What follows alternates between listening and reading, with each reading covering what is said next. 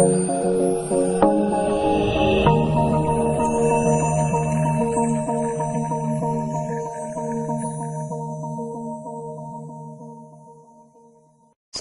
warahmatullahi wabarakatuh. Selamat datang, salam leluhur. Baik, hari ini kita sudah masuk di pertemuan ke-12. Nah, di pertemuan 11 kemarin kita sudah membahas mengenai interpolasi, yaitu interpolasi Lagrange, satu cara untuk memprediksikan data di antara data-data yang sudah ada. Nah, untuk pertemuan hari ini kita masih membahas mengenai interpolasi. Yang satunya yaitu interpolasi Newton. Mungkin masih ingat kemarin untuk interpolasi Lagrange ini dia punya beberapa kelemahan, yaitu jumlah komputasi yang dibutuhkan untuk satu kali interpolasi itu besar tergantung banyak data yang ada. Nah, jadi perhitungannya ini kalau datanya banyak, maka perhitungannya ini untuk satu kali komputasi menentukan nilai L-nya ini itu ya tergantung banyak data tadi. Kalau datanya ada 100, berarti kita harus melakukan perhitungan menentukan nilai L-nya ini ada 100 juga. Nah, itu jadi secara komputasi itu besar untuk satu kali interpolasinya itu. Kemudian kalau datanya diupdate atau datanya ditambah atau dikurangi, maka hasil komputasi sebelumnya tidak dapat digunakan lagi. Nah, itu kelemahan daripada interpolasi Lagrange ini. Jadi kalau misalkan untuk data awalnya ada 4 seperti ini, kita lakukan interpolasi, nah seperti ini, persamaannya ya menggunakan sesuai dengan jumlah data ini. Nah, untuk mencari L1-nya. Nah, kalau datanya kita tambah, otomatis di sini akan bertambah lagi faktornya. Itu. Artinya L1-nya juga tidak bisa digunakan lagi yang sebelumnya ini. Nah, begitu juga dengan L2, L3 dan seterusnya. Nah, itu jadi ada beberapa kelemahan seperti ini untuk interpolasi Lagrange. Maka kemudian muncul lagi metode yang interpolasi Newton ini, salah satunya ya untuk mengatasi kelemahan yang ada pada interpolasi Lagrange tadi. Nah, kita lihat ini fungsi polinomial untuk interpolasi Newton ini dalam bentuk seperti ini. Kemudian nantinya ini kita nyatakan sebagai ada istilah selisih terbagi atau disingkat ST. Nah, selisih terbagi ini yang kita cari nanti dari data yang ada itu. Kalau misalkan ini contohnya untuk jumlah datanya ada 4, N-nya ada 4. Nah, nanti kita akan menentukan kalau dia ada 4, berarti kita akan tentukan selisih terbaginya itu ada sebanyak 3. Nah, itu. Kemudian nantinya kita akan mendefinisikan konstanta A0 sampai A ke N ini yang merupakan selisih terbagi. Nah, maka nanti masing-masing selisih terbagi ini yang kita jadikan konstanta untuk konstanta Newton ini. Atau jadi Newton 1, Newton 0, 1, 2, 3 dan seterusnya. Nah, A0 itu adalah Fx0. Nah, kemudian A1 Fx1 dengan 0. Jadi kalau dia 1 itu 0 dengan 1. Nah, ini menentukan selisih terbaginya seperti itu. Kalau dia A2 berarti 0, 1, 2. Nah, kalau dia A3 0, 1, 2, 3 dan seterusnya sampai ke N. Nah, inilah selisih terbaginya. Jadi kita nanti gantikan dengan konstanta A ini. masing-masing selisih terbagi ini. Nah, selisih terbagi satunya ini untuk A0-nya fx0-nya, kemudian A1-nya fx1 dengan 0 dan seterusnya seperti ini. Nanti kalau ada data, misalkan data x1 mulai dari x0, x1, x2, x3, maka kita akan tentukan masing-masing nilai fungsinya, kemudian masing-masing selisih terbaginya seperti ini. Nah, lihat di sini dari tabel ini kelihatan bahwa nanti untuk selisih terbaginya itu seperti ini, terbentuk apa ini? Nah, ini kalau dia di SD1, kalau datanya ada 4, maka yang baris yang kita tentukan itu hanya 3 baris ini. Nah, di sini, jadi kalau X2 berarti X2 dengan X3. Nah, X3 berarti X3 dengan X4. X4-nya tidak ada. Maka ini tidak bisa kita tentukan. Nah, kemudian ketika posisi selisih terbagi 2, itu maka hanya 2 baris ini yang kita isi. Nah, karena yang sama seperti tadi, kalau untuk menentukan di posisi baris pertama ini 0, berarti mulai dari 0, 1, 2. Nah, itu. Nah, kalau di baris keduanya 1, 2, 3. Seperti itu ya. Jadi kalau diperhatikan nantinya ya akan terbentuk seperti mirip matriks yang kemarin nih, diagonal nih, diagonal atau segitiga nih, seperti ini. Nah, yang untuk selisih terbagi 3-nya itu dari 0 sampai 3. Nah, di sini nggak bisa kita isi lagi ya. Sama seperti ini, kita nggak bisa isi di sini, kita nggak bisa isi sini. Ini udah kosong, udah kosong semua. Nah, kira-kira seperti itu nih untuk menentukannya. Nah, nanti yang tadi kita gantikan dengan konstanta A itu A0, A1, A2, A3. Nah, jadi yang ini yang kita ambil itu nanti untuk konstantanya cuma yang di baris pertama ini saja. Nah, yang lainnya ini untuk membantu perhitungan ya. Nah, dari tabel ini nanti kita dapatlah bentuk daripada polinomial Newtonnya itu dalam bentuk seperti ini. Atau kalau kita sudah rubah dalam bentuk konstanta A, jadinya seperti ini. Nah, itu. Ini bentuk polinomial Newtonnya. Nah, jadi ini sama. Prinsipnya adalah untuk memprediksi data. Nah, cuman yang perlu perhatikan nanti adalah bagaimana menentukan nilai F-nya ini, F masing-masingnya ini. Kalau tadi misalkan F ini 1 dengan 0, maka yang pembaginya itu adalah 1 dengan 0. Artinya J-nya 1, kemudian I-nya 0, maka di sini sama. Nah, kalau untuk yang FXIJK-nya, perhatikan di sini yang kita ambil hanyalah yang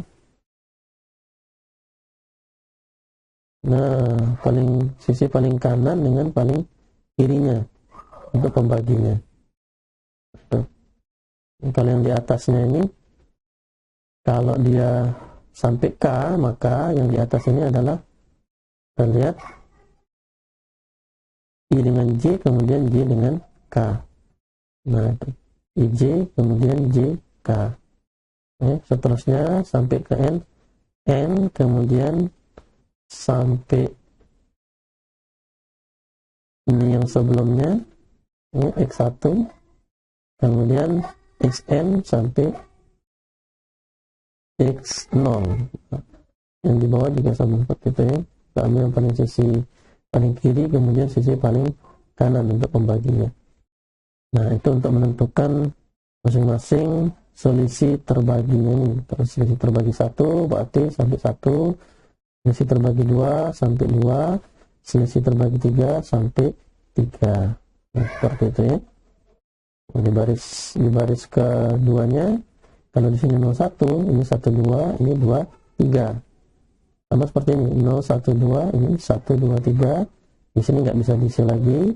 Yang terakhir itu adalah 0123, yang ini nggak bisa diisi lagi karena kita nggak ada X4 ya, atau cuma sampai X3. Jadi nanti iterasinya ya tergantung banyak datanya.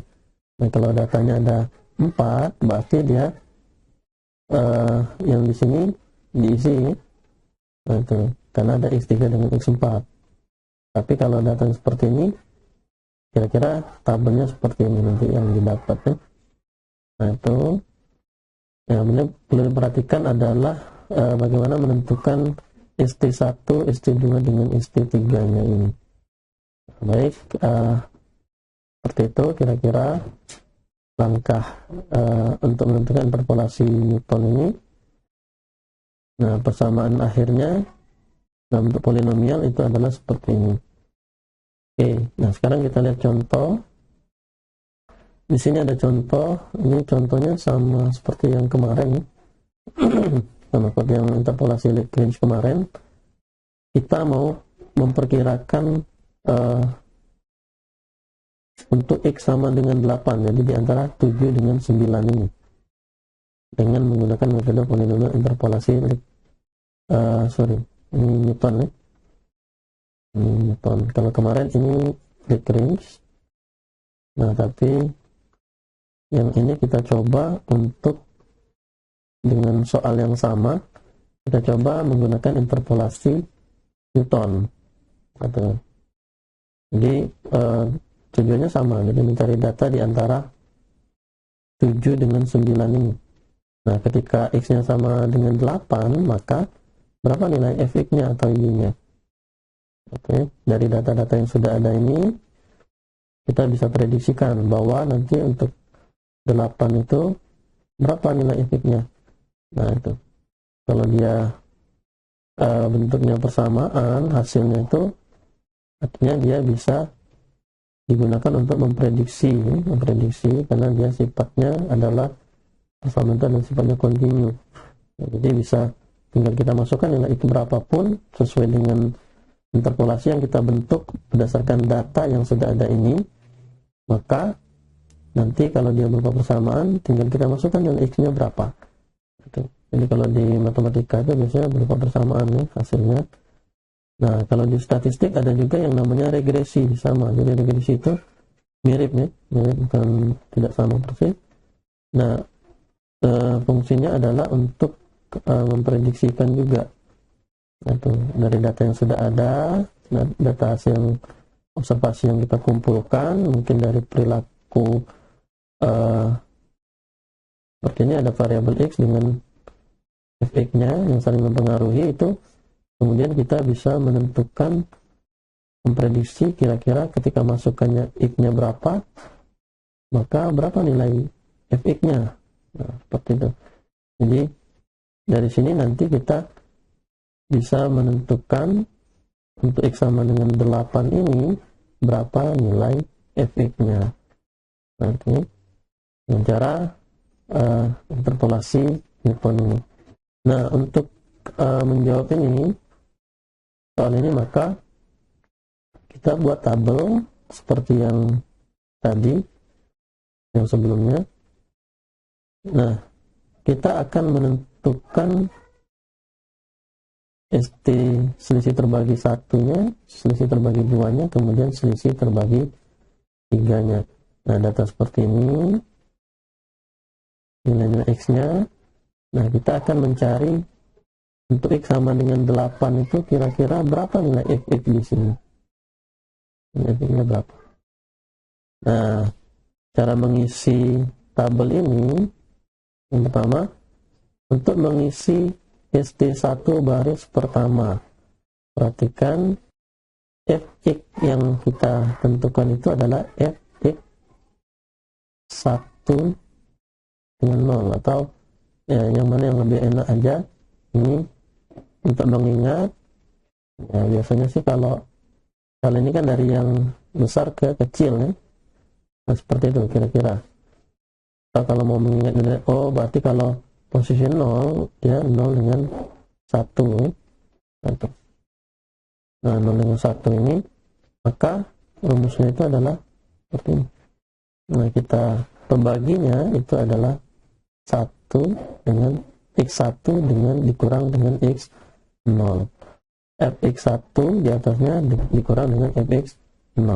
Nah inilah untuk menentukan selisih terbagi untuk baris yang pertama ini. Nah tinggal kita substitusikan nilai masing-masing ini, nilai X-nya ini yang warna kuning ini, kemudian Fx-nya yang warna biru ini. Nah 5 Fx1 ya, Fx1 5 dikurang 4, kemudian 4 dikurang 4 dikurang 2, dapatlah hasilnya 0,5. Nah nilai 0,5 kita taruh di baris pertama ini. Nah ini ya, taruh di sini. Kemudian kita mau menentukan yang pada kolom ST1 baris kedua. Nah baris kedua berarti dia 1 dengan 2. Nah 1 dengan 2 pembaginya ini X1 dengan X2, baginya sama X2 dikurang X1. Nah, di sini Fx2 dikurang Fx1. Fx-nya yang ini 0 dikurang 5, 7 dikurang 4 sama dengan minus 5 dibagi 3, min 1,67. Nah ini kita taruh di sini. Kemudian kita mau menentukan yang baris ketiganya ini. Nah baris ketiga itu adalah 2 X2 dengan X3, jadi 3 dengan 2. Rumusnya atau pertamanya seperti ini. Perhatikan X3 dengan X2 dikurangkan dapatlah 1,5. Nah itu untuk yang kolom selisih terbagi yang pertama. Kemudian 1,5 kita taruh sini. Kemudian kita mau menentukan selisih terbagi yang kedua. Nah selisih terbagi kedua itu di baris pertama dari 0 sampai 2. Nah tuh perhatikan ya, bedanya kalau di selisih terbagi pertama tadi cuman X0 dengan X ini X1. Nah tapi kalau yang selisih terbagi kedua itu X0 X1 dengan X2. Nah tapi pembaginya itu perhatikan yang paling kanan dengan yang paling kiri. Nah jadi X2 dikurang X0 di atasnya, karena dia ada 3 ini berarti F-nya itu yang sudah kita dapat sebelumnya, ini X2 dengan X1, kemudian X1 dengan X0. Nah, ya, dapat 0,43. Oke, kemudian kita taruh sini, kemudian kita cari yang baris kedua. Berarti kalau baris kedua itu di sini, karena di sini X1, maka mulai dari X1 sampai X3. Nah sama ya, untuk yang pembaginya itu dilihat yang paling kanan dengan paling kiri, X1 dengan X3. Nah, kemudian yang di atasnya X2 dengan X3 dengan X2 dikurang X2 dengan X1. Nah seperti itu dapat lagi nilainya 0,63, kita taruh sini. Nah kemudian yang terakhir itu kita akan menentukan di selisih terbagi tiganya, yaitu di posisi baris yang pertama. Yang baris lainnya ini sudah tidak bisa kita tentukan nih, karena datanya cuma ada 4, berarti ST nya cuma sampai 3. Nah karena kita mulainya dari 0 ya. Nah, untuk yang baris pertama berarti mulai dari 0 sampai dengan x0 sampai dengan x3 gitu. Mirip-mirip dengan yang sebelumnya, cuman ya tergantung pada selisih terbaginya yang keberapa. Kalau yang ketiga berarti dia seperti ini. Nah, yang di bawah tetap paling kanan dengan paling kiri. Nah, diperhatikan yang pembagi di bawah ini tetap yang paling kanan dengan paling kiri. Nah, yang di atasnya kalau dia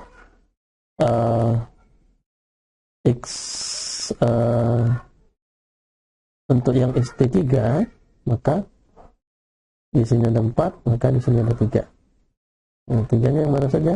3, 2, 1, kemudian 2, 1, 0. fx3, x2, x1 dikurang x2, x1 dengan x0. Nah, dari sini kita substitusikan nilainya, karena ini sudah dapat nilai fx ini 0,03 tadi dikurang dengan minus 0,43. Di bawah itu 9 dikurang 2, dapatlah 0,7. Nah, setelah itu maka kita dapat tabel selisih terbaginya seperti ini. Nah, kemudian yang kita masukkan di persamaan Newtonnya ini, polinomial Newtonnya ini adalah yang ini sebagai konstanta A0-nya, yang baris pertama semua, yang di sini sebagai konstanta A1-nya, kemudian di sini sebagai konstanta A2, dan di sini sebagai konstanta A3-nya. Maka untuk nilai X sama dengan 8, dapatlah kita substitusikan nilai-nilai ini, maka dapatlah untuk X sama dengan 8 itu nilainya adalah min 1,8. Nah, seperti itu ya. Jadi bedanya persamaan ini bentuknya dapatnya persamaan seperti ini.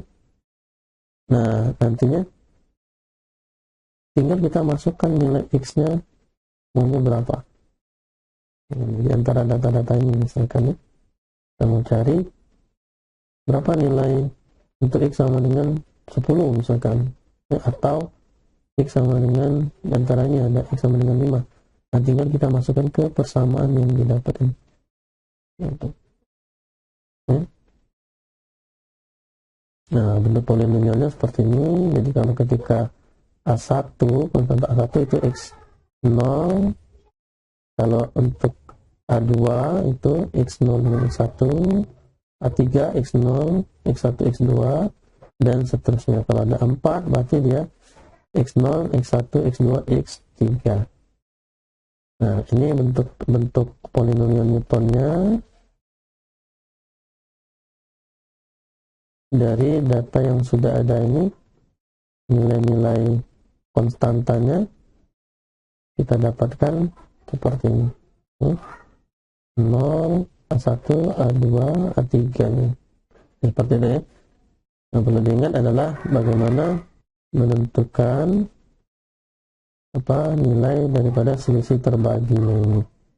Nah, kemudian untuk persamaannya diingat sesuai dengan jumlah datanya ada berapa, maka yang mana yang pembaginya itu.